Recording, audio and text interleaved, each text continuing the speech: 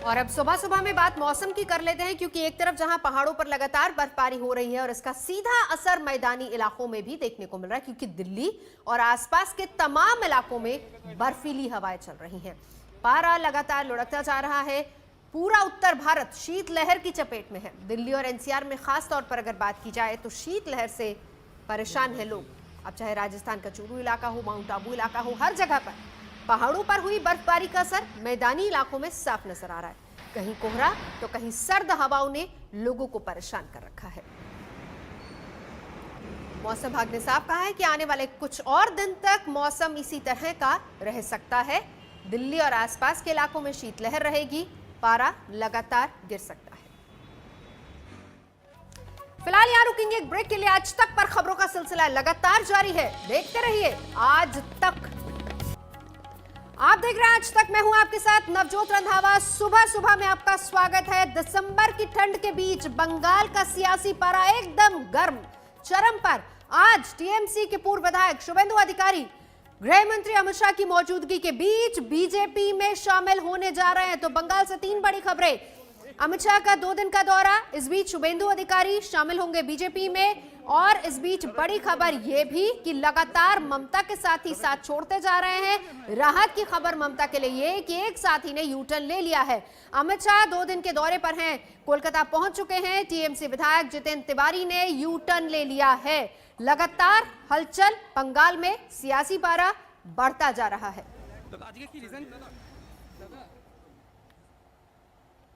और इस बीच हम आपको यह भी बताएं कि बंगाल के 2 दिन के दौरे पर कोलकाता पहुंच चुके हैं गृह मंत्री अमित शाह, और शाह आज मिदनापुर में किसान सभा को संबोधित करेंगे। साथ ही किसानों के घर में दोपहर का भोजन भी करेंगे।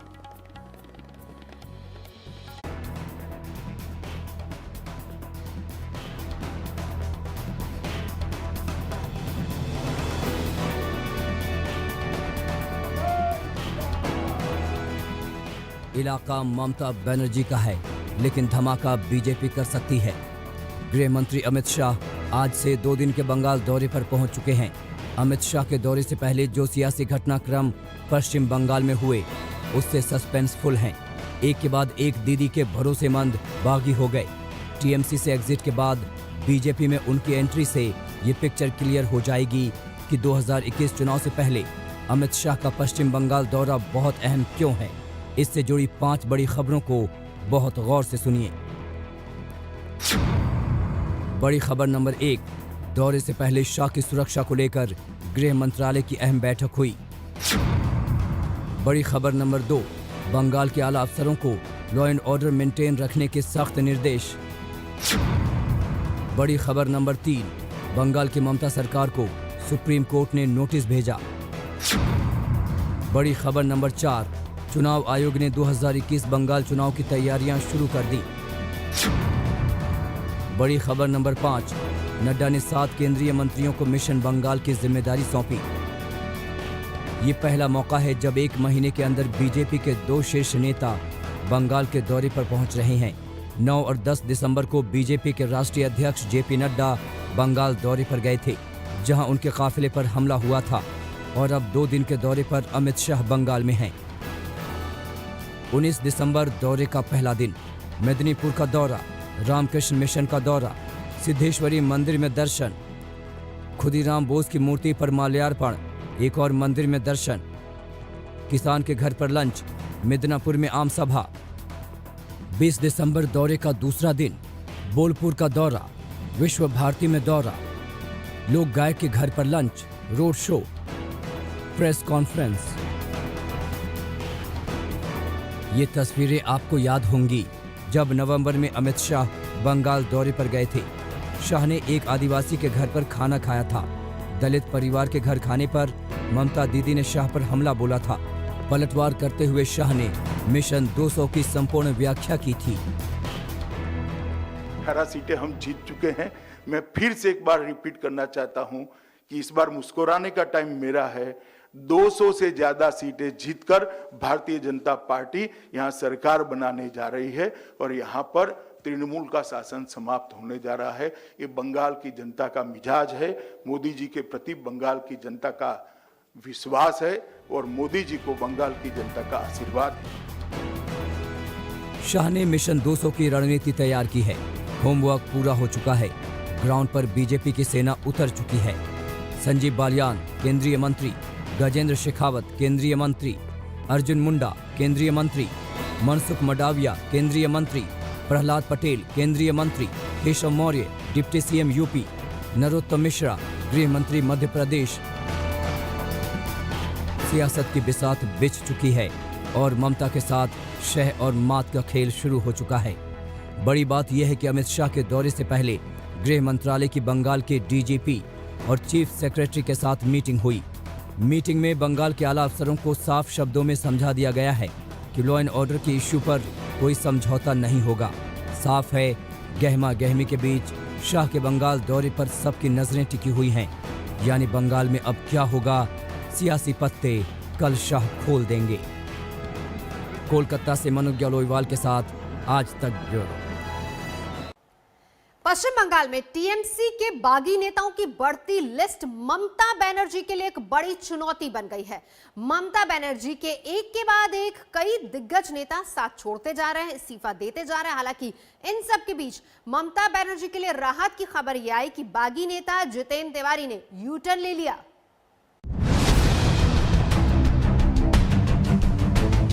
पश्चिम बंगाल में ममता के बागी नेताओं की रफ्तार तेजी से बढ़ रही है। टीएमसी खेमे में भगदड़ मची है। बीजेपी खेमा गदगद है। ममता की ताकत बिखर रही है। बीजेपी ताकत बटोर रही है। बंगाल चुनाव की उल्टी गिनती से पहले नंदीग्राम आंदोलन का क्रांतिवीर शुभेंदु अधिकारी बगावत कर चुका है। बनाश्री मेहती और शील भद्र दत्ता ने भी पार्टी छोड़ दी। ममता आरोप लगा रही है कि इस तोड़फोड़ की पटकथा बीजेपी दफ्तर में तैयार हो रही है। কোথায় গেছে বুঝুন বিজেপি? সামান্য ন্যূনতম লজ্জা বা ভদ্রতা বা সৌজন্যতা নেই।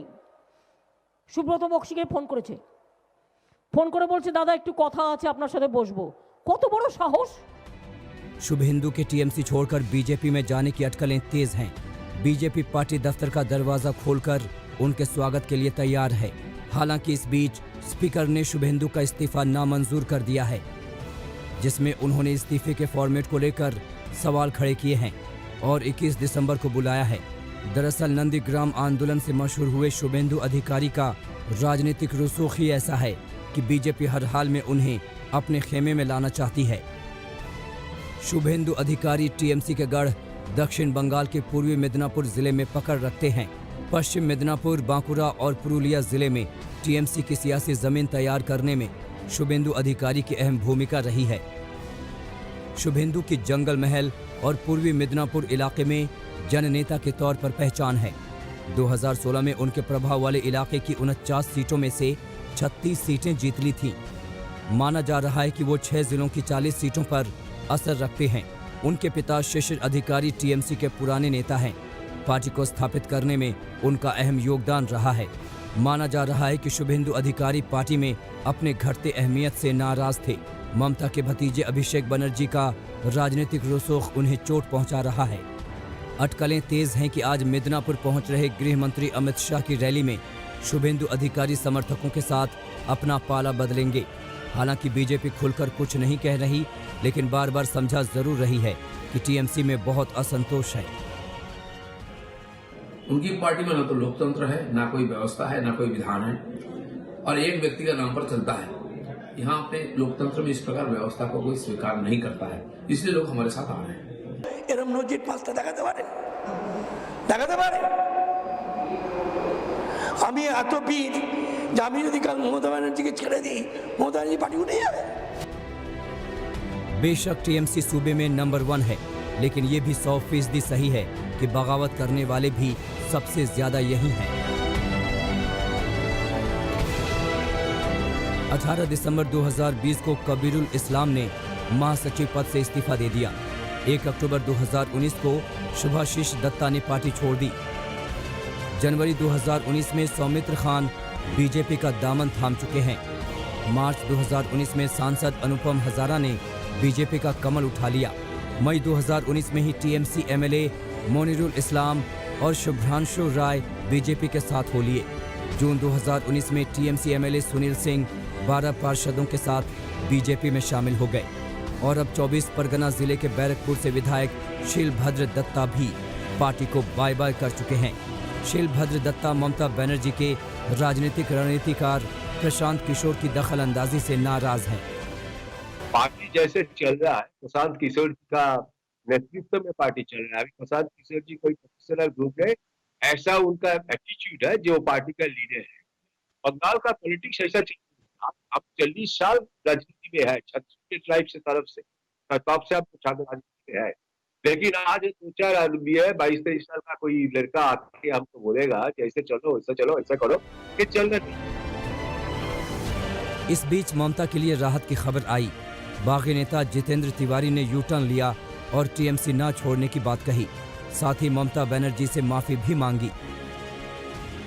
बंगाल की सत्ता में स्थापित होने के लिए बीजेपी को दक्षिण बंगाल में टीएमसी का किला गिराना होगा, क्योंकि 294 सीटों वाली विधानसभा में 64 सीटें सिर्फ 24 परगना उत्तर और दक्षिण में हैं, जहां बीजेपी एक सीट तक नहीं जीत सकी है। यही वजह है कि तोड़फोड़ का केंद्र दक्षिण बंगाल है। उत्तर 24 परगना में मुकुल रॉय पहले ही बीजेपी की ताकत बढ़ा रहे हैं और अगर अब शुभेंदु अधिकारी भी बीजेपी की झोली में गिर गए तो ममता की एकला चलोरे वाली राजनीति भारी पड़ सकती है। इंद्रजीत कुंडू और मनोज्ञ लोईवाल के साथ आज तक ब्यूरो। फिलहाल यहाँ रुकेंगे एक ब्रेक के लिए। आज तक पर खबरों का सिलसिला लगातार जारी है, देखते रहिए आज तक।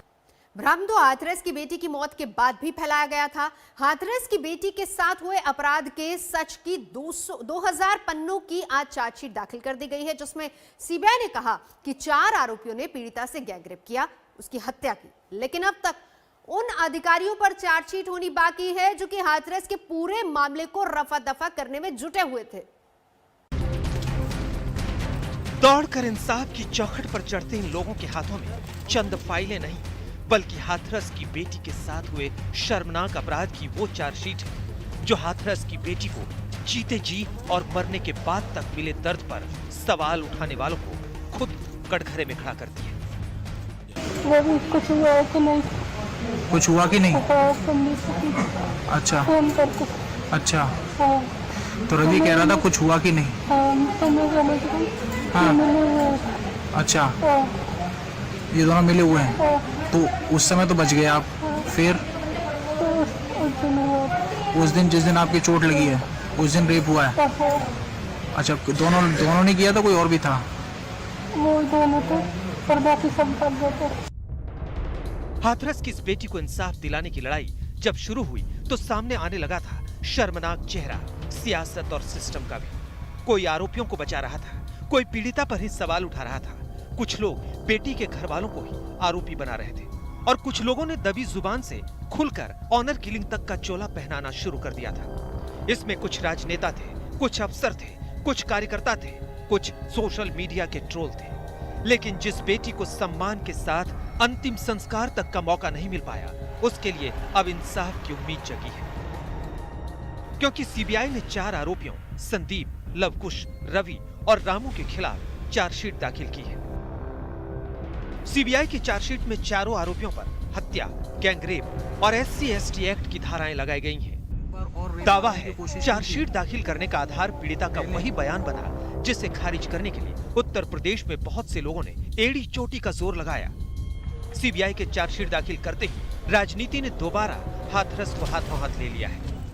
प्रियंका गांधी ने ट्वीट कर कहा, एक तरफ सरकार संरक्षित अन्याय था, दूसरी तरफ परिवार को न्याय की आस थी। पीड़िता का शव जबरदस्ती जला दिया गया, पीड़िता को बदनाम करने की कोशिश हुई, परिवार को धमकाया गया, लेकिन अंततः सत्य की जीत हुई, सत्यमेव जयते। अखिलेश यादव ने ट्वीट किया, हाथरस कांड में यूपी की बीजेपी सरकार की लाख कोशिशों के बाद भी जनता, विपक्ष और सच्चे मीडिया के दबाव से सीबीआई जांच बिठानी पड़ी थी। अब पीड़िता के अंतिम बयान के आधार पर चारों अभियुक्तों के खिलाफ चार्जशीट दाखिल हुई है।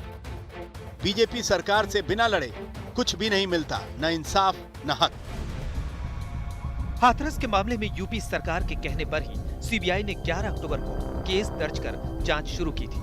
2 महीने 7 दिन की जांच के बाद वही 4 आरोपियों के खिलाफ तो चार्जशीट दर्ज हो गई जो सबसे पहले सामने आए, लेकिन सिस्टम के वो चेहरे अब तक कार्रवाई से आजाद हैं जो मामले को दबाने के आरोपी हैं। आज चारों अभियुक्तों के खिलाफ सीबीआई ने चार्जशीट फाइल की है, तो ये एक खुशी की बात है, लेकिन ये प्राइमरी लेवल की जो लड़ाई है वो कहीं ना कहीं हम जीते हैं। हाथरस की बेटी को अब इंतजार है पूरे इंसाफ का, क्योंकि अभी तो न्याय की लड़ाई सिर्फ अदालत तक पहुंची है। दिल्ली से अरविंद ओझा, पूनम शर्मा और मिलन शर्मा के साथ आज तक ब्यूरो। सुबह सुबह में अभी के लिए बस इतना ही। देश और दुनिया की बाकी खबरों के लिए देखते रहिए आज तक। नमस्कार, मैं हूं अंजना ओम कश्यप। हमें उम्मीद है ये वीडियो आपको पसंद आया होगा। लेटेस्ट खबरों के लिए यूं ही देखते रहिए आज तक, और इस वीडियो के पसंद आने पर लाइक, शेयर एंड सब्सक्राइब करना ना भूलें।